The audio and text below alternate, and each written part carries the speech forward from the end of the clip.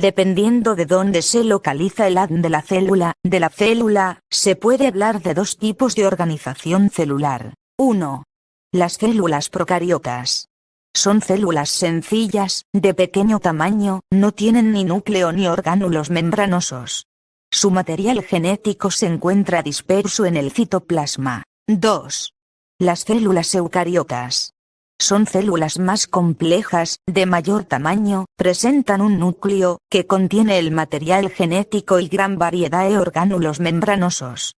Las células eucariotas constituyen el tipo de ser vivo más sencillo, no tienen ni núcleo ni orgánulos, son básicamente material genético y ribosomas flotando en el citoplasma y rodeadas por una membrana plasmática. Tienen características únicas. Tienen una pared celular que rodea la membrana plasmática y le proporciona mayor protección. Algunas de ellas tienen estructuras para desplazarse, como flagelos, que son apéndices largos en forma de látigo, otras tienen pequeños filamentos llamados pili, otras tienen fibras, filamentos que usa para fijarse en una superficie. Todas las bacterias están compuestas por una única célula procariota. Al no tener orgánulos membranosos, todos los procesos de nutrición suceden en el citoplasma. Las bacterias pueden ser autótrofas o heterótrofas. Las autótrofas son fotosintéticas, sintetizan compuestos orgánicos a partir de materias inorgánicas del medio usando la luz solar. También existe la quimiosintosis, proceso por el cual crean materia orgánica a partir de materia inorgánica usando la energía que se libera en reacciones químicas que las propias bacterias llevan a cabo.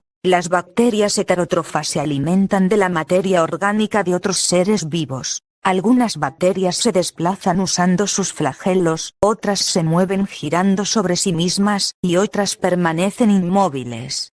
Normalmente las bacterias viven aisladas, pero en algunas ocasiones se agrupan formando colonias. Un ejemplo de esto son los estromatolitos de las costas de Australia. Las bacterias tienen una reproducción asexual, es decir, una sola bacteria puede reproducirse por sí misma. Usan un método conocido como bipartición, por el cual duplican su ADN y extienden su citoplasma hasta partirse en dos células hijas, cada una se queda con un cromosoma bacteriano y una parte del contenido celular. Las células eucariotas son más grandes y tienen mayor grado de complejidad que las células procariotas. Se caracteriza por tener un núcleo delimitado por una membrana, en cuyo interior se halla protegido el material genético. En cuanto a la forma, es muy variable ya que depende de la función, de la edad y del organismo, es decir, si se trata de un organismo unicelular o de una célula especializada que forma parte de un tejido de un organismo pluricelular. Las células eucariotas tienen unas características propias. 1. Tienen núcleo, es decir, su ADN se encuentra rodeado por una membrana. 2. Tienen citoesqueleto, que es una red de filamentos que da forma a la célula y permite su movimiento. 3. Tienen una gran variedad de orgánulos, algunos de ellos están presentes en todas las células eucariotas, como los ribosomas, las mitocondrias, el aparato de Golgi, las vesículas, los lisosomas o el retículo endoplasmático. Otros son específicos de algunos tipos de células, como los cloroplastos y las vacuolas. Hay dos tipos de células eucariotas. Las células de tipo animal, son las células que componen todos los animales, desde las esponjas hasta el ser humano, pasando por los insectos y los cefalópodos. Además, están presentes en organismos unicelulares como los protozoos y hongos. Las células de tipo vegetal, componen todos los tipos de plantas y algas. Las células eucariotas son más grandes y tienen mayor grado de complejidad que las células procariotas. Se caracteriza por tener un núcleo delimitado por una membrana, en cuyo interior se halla protegido el material genético. En cuanto a la forma, es muy variable ya que depende de la función, de la edad y del organismo, es decir, si se trata de un organismo unicelular o de una célula especializada que forma parte de un tejido de un organismo pluricelular. Las células eucariotas tienen unas características propias. 1. Tienen núcleo, es decir, su ADN se encuentra rodeado por una membrana. 2. Tienen citoesqueleto, que es una red de filamentos que da forma a la célula y permite su movimiento. 3.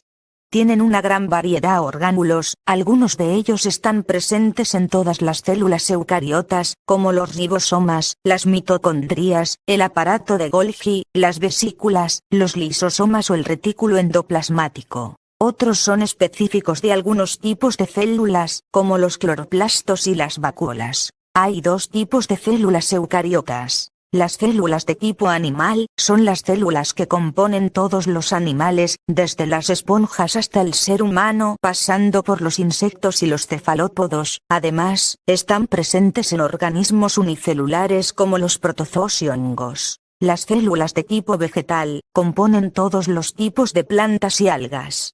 Tienen formas de reproducción muy variadas. La membrana plasmática es una barrera muy selectiva a la hora de facilitar o impedir el ingreso de sustancias al interior de las células. Hay 3 métodos. El primero es la difusión. Sucede cuando las sustancias son pequeñas, como el oxígeno o las sales minerales, simplemente atraviesan la barrera. El segundo es a través de proteínas. Cuando las sustancias son de mayor tamaño, las proteínas forman canales y bombean las sustancias para que puedan entrar o salir. La tercera manera es formando vesículas. Solo se usa cuando las sustancias son muy grandes respecto a la célula, la membrana se hunde y rodea la sustancia formando una vesícula. Las células eucariotas tienen mayor capacidad que las procariotas para detectar y responder a los estímulos del exterior. Los estímulos pueden ser químicos como variaciones en el pH, o físicos, como cambios en la temperatura o en la presión. La respuesta celular es la reacción de la célula ante los estímulos. Pueden ser dos tipos, estática y dinámica. En las respuestas estáticas no se produce ningún movimiento, sino que la célula responde de otra forma, por ejemplo, segregando una sustancia. La respuesta dinámica. En ella, la célula responde moviéndose. Estos movimientos se denominan taxias. Una taxia positiva ocurre cuando la célula se acerca al estímulo, mientras que una taxia negativa ocurre cuando la célula se aleja del estímulo. Los movimientos de la célula están relacionados con el citoesqueleto, cuyos filamentos forman estructuras contráctiles en el citoplasma y prolongaciones de la célula hacia el exterior para arrastrarse. Los principales tipos de movimientos son: el movimiento vibrátil. Este tipo de movimiento se produce por la vibración de los colonos o los flagelos de la célula. El movimiento contráctil. Este tipo de movimiento es característico de las células musculares, que son capaces de contraerse y relajarse. El movimiento ameboide.